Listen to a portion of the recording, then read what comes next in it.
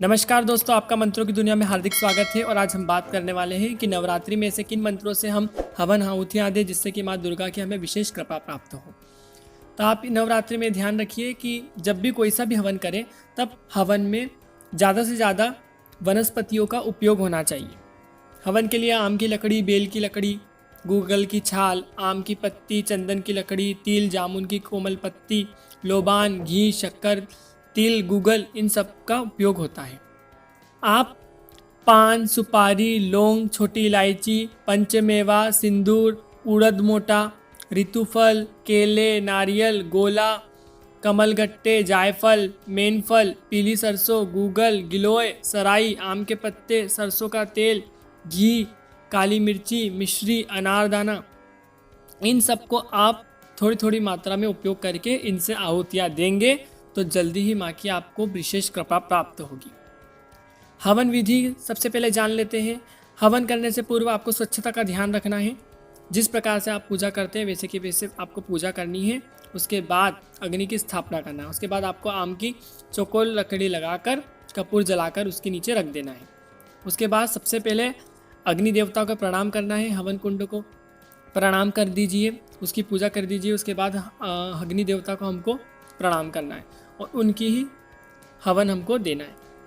कहिए ओम आग्नेय नमः स्वाहा, फिर उनको नमन कीजिए अग्नि देवताओं को। और मन में ऐसा भी कीजिए कि हे अग्नि देवता, आप मेरे हवन को देवी देवताओं तक पहुँचाएं।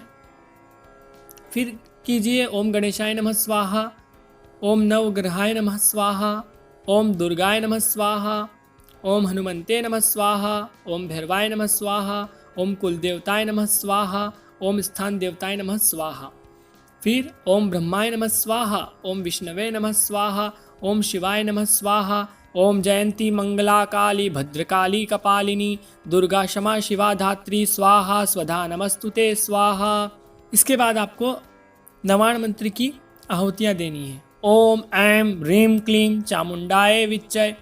यह आहुतियाँ देने के बाद सप्तशती के 5वें अध्याय में वर्णित देवी स्तुति, जो कि इंद्रादि देवताओं ने देवी की स्तुति की है, उन सभी श्लोकों का आपको आहुति देनी। उन सभी श्लोकों से जैसे उसमें है या देवी सर्वभूतेषु शक्ति रूपेण संस्थिता नमस्तस्यै नमस्तस्यै नमस्तस्यै नमो नमः।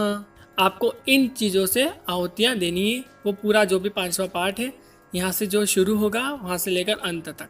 तीसरे अध्याय में गर्ज गर्ज क्षण में शहद से आहुतियाँ देनी है। फिर 8वें अध्याय में मुखेन काली, इस श्लोक पर रक्त चंदन की आहुति देनी है। पूरे 11वें अध्याय की आहुति खीर से देनी है। और इस अध्याय में सर्वबाधा प्रशमन में काली मिर्च से आहुतियाँ देनी है। और नवाण मंत्र की आपको 108 आहुतियाँ देनी है। हवन के अंत में आप बलि भी दे सकते हैं। बलि आप कद्दू की दे सकते हैं या नींबू की दे सकते हैं। कालिका पुराण में कुष्मांड मतलब कद्दू की बलि देने का प्रावधान है, तो आप कद्दू की भी बलि भी दे सकते हैं। और इस बात का विशेष ध्यान रखिए कि जो भी मैंने आपको अध्याय बताए हैं उन अध्यायों के श्लोकों से आपको आहुति देनी है। माँ की विशेष कृपा प्राप्त होती है।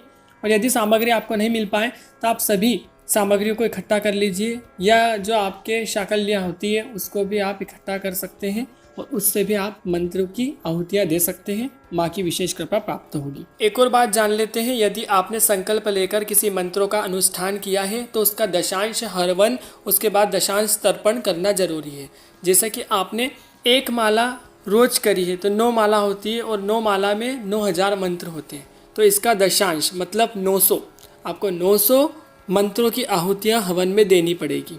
तो इस प्रकार से आप इसका दशांश निकाल लीजिए, मतलब 10वां भाग, 9000 का 10वां भाग 900 हो गया।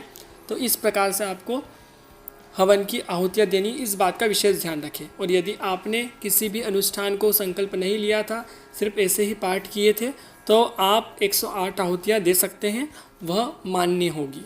ज़्यादा जानकारी के लिए आप कमेंट जरूर कर सकते हैं। जब तक के लिए हमारे साथ जुड़े रहें।